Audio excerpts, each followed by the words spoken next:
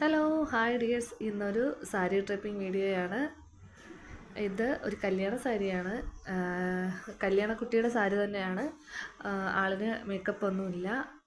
ആളിൻ്റെ ഒരു സിമ്പിൾ മാരേജാണ്. അപ്പോൾ അതുകൊണ്ട് മേക്കപ്പ് ഒന്നും വേണ്ടെന്ന് മുന്നേ പറഞ്ഞിട്ടുണ്ട്. ലവ് മാരേജ് ആയതുകൊണ്ട് കുറച്ച് ആൾക്കാർ മാത്രം പങ്കെടുത്ത് ചെറിയ ഒരു ലളിതമായ ചടങ്ങാണ്. അപ്പോൾ ആൾ എന്നോട് പറഞ്ഞത് സാരി മാത്രം ഒന്ന് ഫോൾഡ് ചെയ്ത് തന്നാൽ മതിയെന്നാണ്.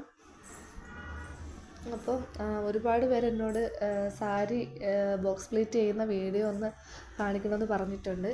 അപ്പോൾ ഞാൻ ഇന്ന് ഡീറ്റെയിൽ ആയിട്ട് വീഡിയോ എടുത്തിട്ടുണ്ടെന്നാണ് എൻ്റെ വിശ്വാസം. നിങ്ങൾക്കത് എത്രത്തോളം മനസ്സിലാവുമെന്ന് എനിക്കറിയില്ല.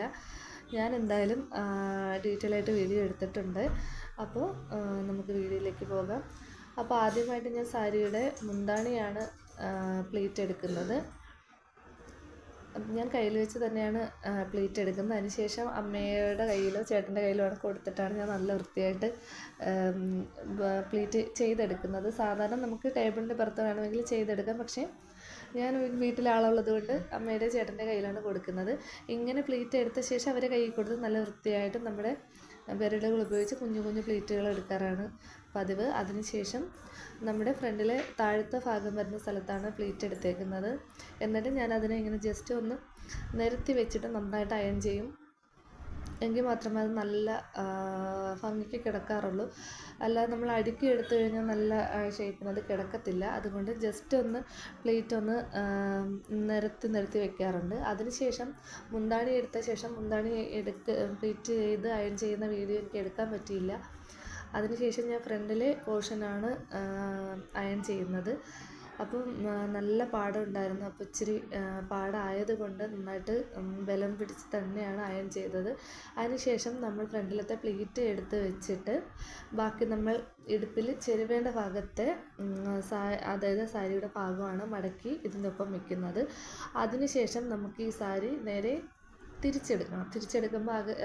തിരിച്ചെടുക്കുന്ന ഭാഗം വെക്കുമ്പോൾ നമ്മൾ ഷോൾഡറിൻ്റെ ഭാഗത്ത് വരുന്നതിൻ്റെ അടിഭാഗം നമ്മുടെ ഫ്രണ്ടിലേക്ക് ഇടണം. അതായത് അടിഭാഗമാണ് ഫ്രണ്ടിലേക്ക് വരേണ്ടത്.